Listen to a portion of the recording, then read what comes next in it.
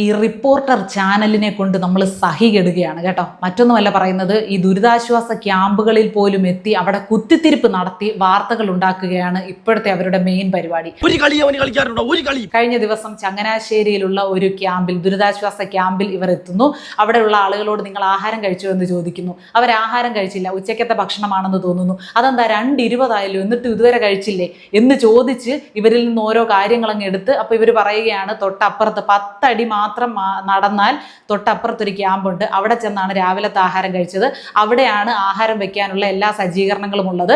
ഒന്നുമില്ലെങ്കിൽ അവിടെ നിന്ന് ആഹാരം ഇങ്ങോട്ടേക്ക് പാചകം ചെയ്തതിന് ശേഷം കൊണ്ടുവരും, അല്ലെങ്കിൽ ഇവിടെ ഉള്ളവർ അവിടെ ചെന്ന് ആഹാരം കഴിക്കും. ഇതുവരെയായിട്ടും ആഹാരം റെഡി ആയില്ല, അതുകൊണ്ട് കഴിച്ചില്ല എന്ന് പറഞ്ഞു. അത് മതിയല്ലോ. അയ്യോ, എന്തുകൊണ്ട് കിട്ടിയില്ല? ദുരിതത്തിൽപ്പെട്ട് കൈയും കാലും ഇട്ടടിക്കുന്ന മനുഷ്യർക്ക് സമയത്ത് ആഹാരം കൊടുക്കാൻ കഴിയാത്ത സർക്കാരാണോ ഇത്? സർക്കാർ സംവിധാനങ്ങളാണോ ഇത്? എന്ത് പരാജയമാണിത്? നിങ്ങൾ എന്താണ് ഇത് പരാതിപ്പെടാത്തത്? റിപ്പോർട്ടറോട് പറയുകയാണ്, അവരോട് ചോദിക്കൂ. സമാധാനമില്ല. അല്ലെങ്കിൽ ഒരു സ്വസ്ഥമായിട്ട് സമാധാനമായിട്ട് നിങ്ങൾ വിശന്നിരിക്കുകയാണോ? നിങ്ങൾക്ക് സമയത്ത് ആഹാരം കഴിക്കാൻ പറ്റുന്നില്ലേ? എന്താണ് നിങ്ങളുടെ പ്രശ്നം എന്നൊന്നും ചോദിക്കുകയല്ല. അവരുടെ വായിൽ നിന്ന് എന്ത് കുത്തിയെടുക്കാം, അവരെ കൊണ്ട് ഇല്ലാത്തതും ഉള്ളതും എല്ലാം പരാതിയുടെ ഭാവത്തിൽ പറയിപ്പിക്കാൻ ശ്രമിക്കുകയാണ്.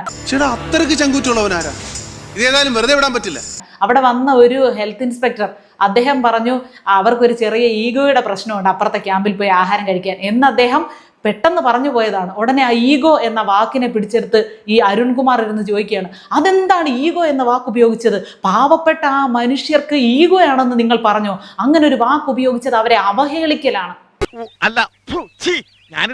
കുറച്ചങ്ങോട്ട് നടന്നാൽ ഒരു മതിലിനപ്പുറമാണ് അടുത്ത ക്യാമ്പ്. ഇതൊക്കെയാണ് യാഥാർത്ഥ്യം. പക്ഷെ ഇങ്ങനെ ഇല്ലാത്ത വാർത്തകളെ കുത്തിപ്പൊക്കി ദുരിതവും വേദനയും ഒക്കെ പെരുപ്പിച്ച് കാണിച്ച് നാടിനെ ഇല്ലാതാക്കുന്ന, നാടിന്റെ വേദനയും ആധിയും കൂട്ടുന്ന ഇത്തരം ചാനലുകൾ തന്നെ നിർത്തലാക്കണം. തമാശ കളിച്ചങ്ങ് സീരിയസ് ആയി.